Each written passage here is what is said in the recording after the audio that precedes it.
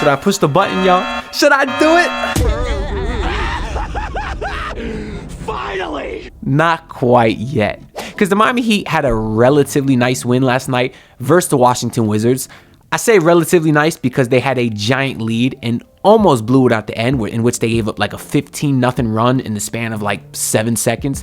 And somehow Eric Reed called that inexplicable, even though that's exactly what the Miami Heat have done every game this season and every game last season. And that really shouldn't surprise anyone, because when you bring back the same team, you're going to get the same results. But that being said, I was going to make a video after the Nets game basically saying, is it time to panic if you're the Miami Heat? But I said I'm going to give them one more game because they had the Washington Wizards coming up next, a team that I think is the worst in the East. It's giving up like 150 points a game. And I said, if they don't beat the Wizards, maybe it is time to panic. But, I mean, they took care of business last night, didn't blow the lead completely. They were up as much as 20, and I think it got as close as 10. So it's not like it got super, super close. The Nets game was a different story. They were up 20 in that game versus a depleted Nets team who was missing Dinwiddie and Nick Claxton. And the Heat, meanwhile, got healthy. Jimmy Butler came back. Haywood Highsmith came back, who, by the way, I need to come off right off the bat today and apologize to Mr. Highsmith. Through 2 games has been balling. And y'all know I'm not the biggest Highsmith fan. And every time I say something negative, I get 100 comments telling me that I'm crazy. And so far, y'all are right. So I'm glad to see Highsmith performing very well so far. And if he keeps it up... Hold on, stop the video. I heard that you think that you can guard me. That is wild. If I make this shot, you got to subscribe and like the video right now. I am ass. Yeah, like the video. Let's get it. I will have an official apology video at the end of this season. Maybe I'll have one for Duncan Robinson too, who's been very well to start the year, particularly against the Washington Wizards. But you had that game versus the Brooklyn Nets. Loved seeing Tyler Herro from the jump come out very, very strong. We saw him against the Milwaukee Bucks seem to play a lot more smart, seem to pick his spots a lot more cleanly. He got to his easy floater push shot mid-range a ton.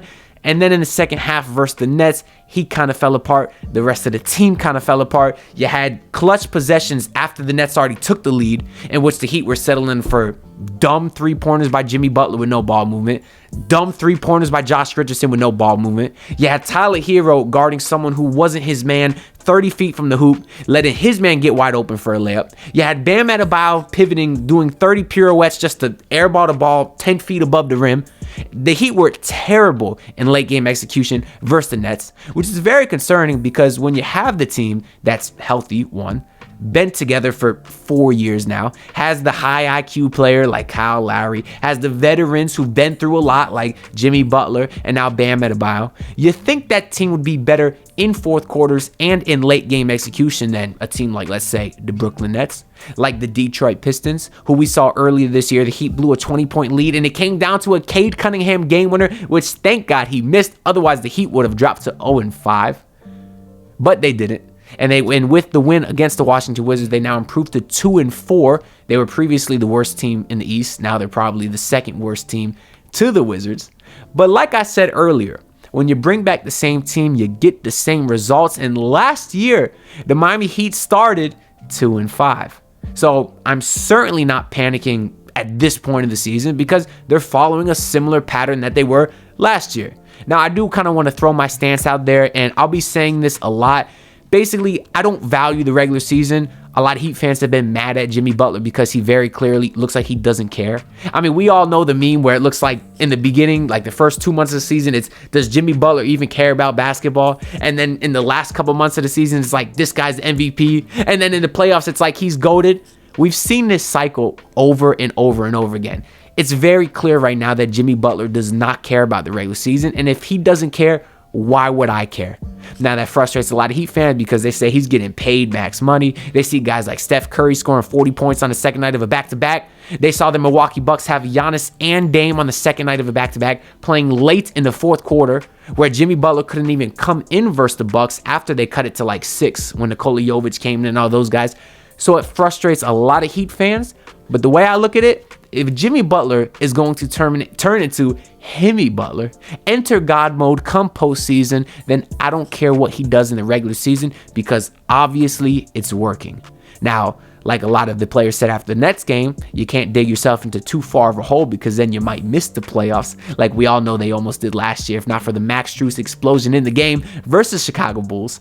So you can't mess around too much, but it is still early in the season, so I hope they can at least turn it around a little bit to get a top 6 seed in the East, which is my goal, because I don't want to be in that play-in game. You're losing valuable rest time, and obviously when you're in the play-in setting, it's only 1 or 2 games, and anything could happen, and maybe you end up missing the playoffs. You can't play that game. But I'm certainly not going to be mad at Jimmy Butler. Now, there's some concern with Tyler Herro because as well as he's been to start the season, there's a very peculiar stat which is concerning to me. I believe the Heat have a record of 9-11 in games that he scores over 30 points. It's very weird because Tyler Herro's obviously played well in those games for the most part. When he scores 30, a lot of times it's efficient. At least this season, he's been more efficient outside of that first game. So it's weird why they struggle when he scores 30, because theoretically he's exactly what this team needs. We know Jimmy likes to coast in the regular season, so you think a guy that could get a bucket and help take the scoring load off of Jimmy, like Tyler Herro, you think that'd be the perfect complement to this team, but for some reason it doesn't work.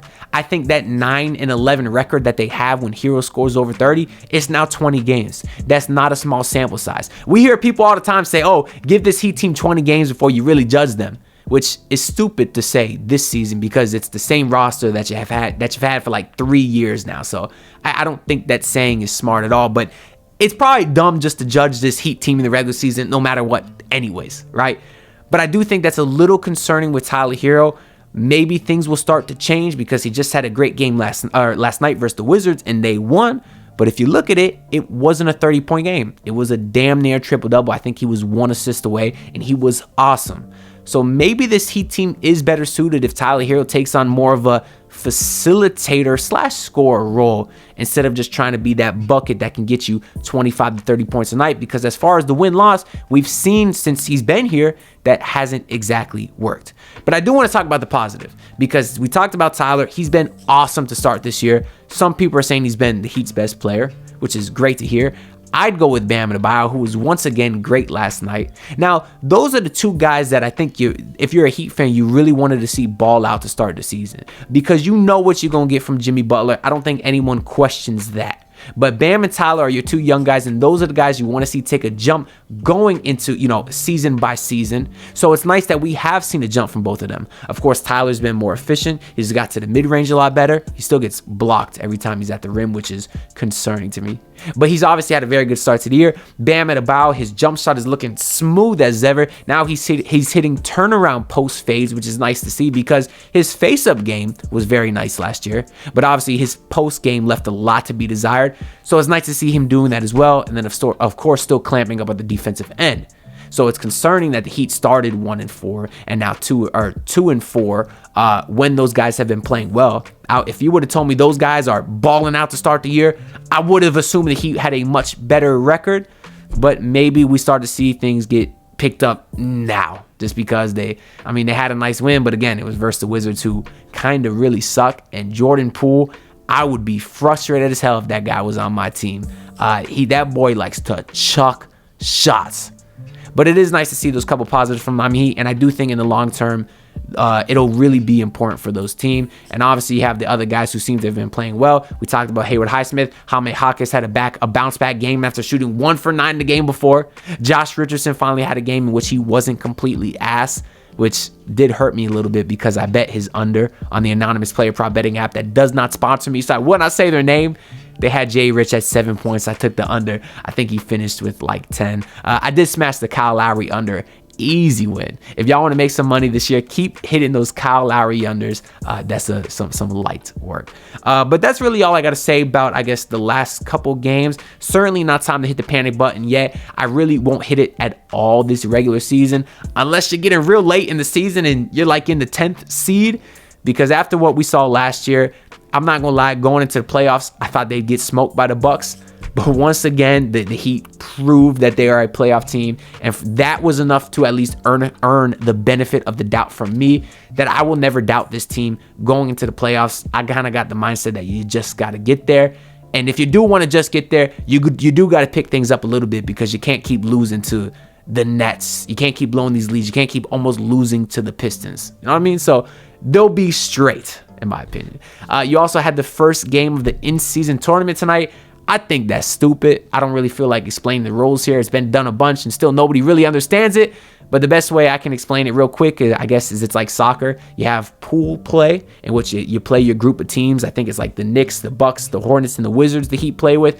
And then whoever has the best record in that pool play goes into the like a single elimination tournament bracket. But it all counts as the regular season anyways. Fans certainly don't care about it. There's no incentive for us. The players may or may not care about it. I think each winning player gets $500,000. So Jimmy Butler won't care about it, but Jamal Cain can, because he'll double his salary. So I think you're going to see a lot of these young guys and these undrafted guys care a lot more, which is maybe why the Heat will win the whole damn thing, because half our roster is undrafted guys anyways.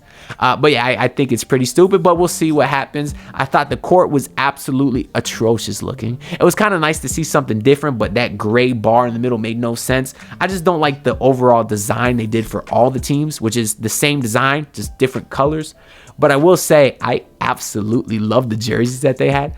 I know people were sleeping all offseason on the jerseys, and I said that I think they're pretty clean, and now seeing them on the players, that confirmed my suspicion. Obviously, it's no Vice. It may not even be better than the mashup jerseys, but I certainly, I do like it a lot. But I think that's really all I got to say for this video. Let me know what you're thinking down below. If you think the Heat have any hope, or if you lost all hope, or if you think you like me and you just say, hey, get to the playoffs. None of this other stuff matters to me. It's all irrelevant. Let me know what you think down below. I'll be reading everyone's comments, maybe pick some of my favorites and shout you out next video. But most importantly, leave a like, because it helps me out a lot, helps the algorithm, pushes out to all these other people, and of course subscribe, because I'm trying to get to 3K. So y'all know what to do, and I appreciate it, and I'll see y'all next time. Peace out. Look, pull up in your city, trying to get that dead face. Do it on my own, I don't need no dead weight.